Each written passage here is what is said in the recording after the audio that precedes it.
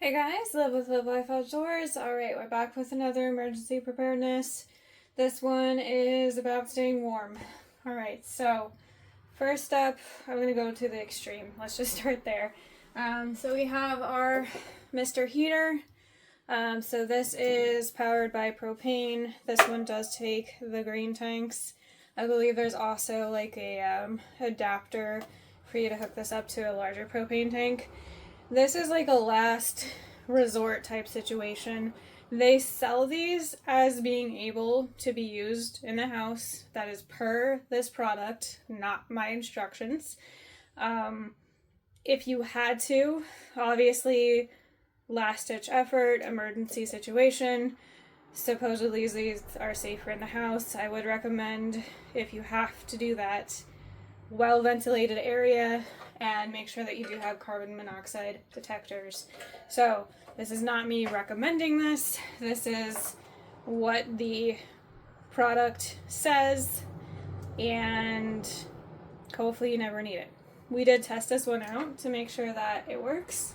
Works fabulous, and that is available at Walmart in limited supply. You can also get these on Amazon. Then for next up is going to be your basic blanket situations. So this is Members Mark. So if any of you have a Sam's Club thing, I don't know if they have these. We actually picked these up at a discount store, but definitely a good place to check.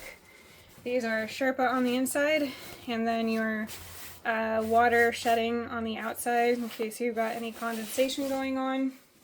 These are super nice. What I don't have up here, because I keep it in my truck for emergencies, is my wool blanket. That was one of the best purchases I made. When I am camping, I get cold very easily, and I had never had a great combination because I have a double sleeping bag, because I can't lay like this. I cannot, and I can't just like lay on my side. Those are things I cannot do. So when you have a double sleeping bag, it doesn't trap the heat well enough. And until I found that wool blanket, I was always freezing. So I just avoided cold camping. That wool blanket, I feel like, has definitely made a drastic difference. They have different ones on Amazon. Again, I know a lot of you don't like Amazon, but this is that emergency preparedness, figure out how to get it easily and the most affordable way, because it's about surviving, not your quarrels with Amazon. So there's those, the wool blankets. There's different versions of it, like I said. There's our sleeping bags. So my boyfriend does have a single. I don't think that's, I think his is a Kelty. I don't think he would recommend. His zipper broke on that one. This is just a generic Amazon double sole out. Don't even know if you can buy that one. And then on my bed, there is my Sherpa blanket. That's like a double thick layer with crushed velvet on top. Those are at Walmart. Cannot recommend those enough. I did have a situation where I had a new heater put in and they forgot to turn the oil back onto it, or the fuel to it. And so I went a night where I believe it was like in the 20s to 30s without heat. And the guy was profusely apologetic, but I was perfectly nice and cozy with two of those Sherpa blankets. So definitely recommend those. I also have here my Horizon Hound down blanket. These are great because, one, they are packable, so when you don't need them, they don't take up that much space. These also have, let's see, somewhere here, they have snaps on them. So you can snap it around yourself, or you can snap this to other ones to make it larger. This one's a decent size. I believe this is like a 50 by 60. Like you can see,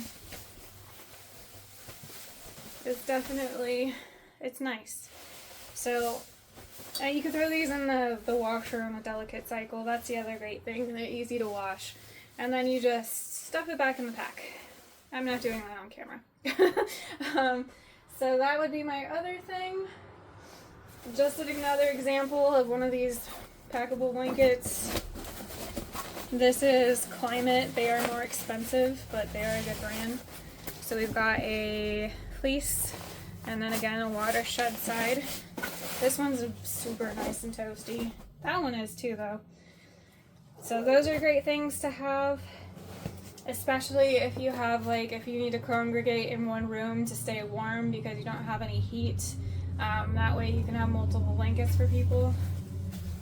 And it also won't take like a severe stack of blankets to keep someone warm, because that's what these things are meant for. Other than that, for staying warm, your clothes, no cotton, guys. I know this is going to rub some of you wrong because you are severely against polyester. I get it. It's synthetic. Some of you may have allergies to polyester or what's the other? Rayon, spandex. For you, those of you with allergies, still no cotton.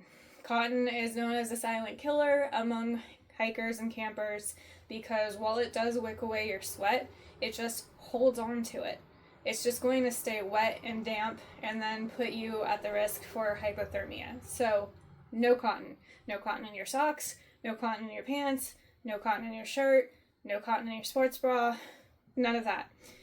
So if you are allergic to it and you don't have a big budget, save some money aside and get something like wool or alpaca. There's different options. And then if you do just have the money, then you want to be non-synthetic. There you go. Those are some different choices. You can also research more into what other non-synthetics there are that are not cotton and that are actually going to dry quickly. I would also double check on the alpaca and how quickly that dries. But the wool is great. I have wool socks. Love those. And again, the wool blanket. But polyester is really your friend. It is. For that type of situation to stay dry because it's wicking away, but it's quickly drying. And it's, in my experience, the fastest drying material that I've come across. So that is very important for cold scenarios. No cotton, especially in an emergency type situation. That's it. Pretty sure that's it. If you need to start a fire, outside, obviously, not in your house, make sure that you have matches in a waterproof container. Make sure that it's got a striker on it, or you have another striker for starting your matches. Again, do not rely on your lighters. They will fail in cold weather. And maybe you just have like an actual striker without the match, but like a flint striker to start fires outside if you need it. Or I guess if you have a fireplace. I'm just not used to having a fireplace. Just make sure that you're not relying on a lighter. Because even if you're in your house, if you lose your heat and the only thing you have is your wood source, a lighter may not function. Alright guys, I think there will be maybe one more video. I'm not sure yet. If there is, I'll see you in the next one of that. If not, I'll pop something else up.